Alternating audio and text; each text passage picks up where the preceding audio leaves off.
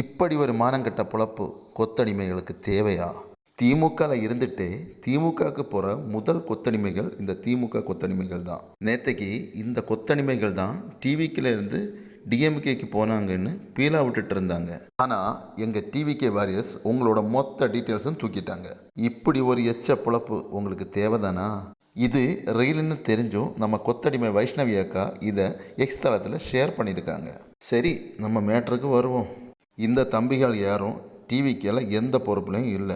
இவங்க டிஎம்கேல இருந்துக்கிட்டே TVK ID கார்டை எடுத்துக்கிட்டு ஏதோ டிவிக்கேல இருந்து டிஎம்கேக்கு மாறுற மாதிரி ஒரு சீனை கிரியேட் பண்ணியிருக்காங்க. இப்படி ஒரு சீனை கிரியேட் பண்ணி திமுக என்ன தான் சாதிக்க போகுது? நீங்கள் இப்படியெல்லாம் ஒரு நாடகத்தை போட்டு தமிழக வெற்றி கழகத்தை அழிக்கலான்னு நினைக்கிறீங்க.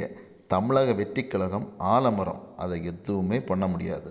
மக்கள் ரொம்ப தெளிவாக இருக்கிறாங்க. 2026 கண்டிப்பாக மக்களின் பேராதரவோடு விஜய் முதலமைச்சர் ஆவார்.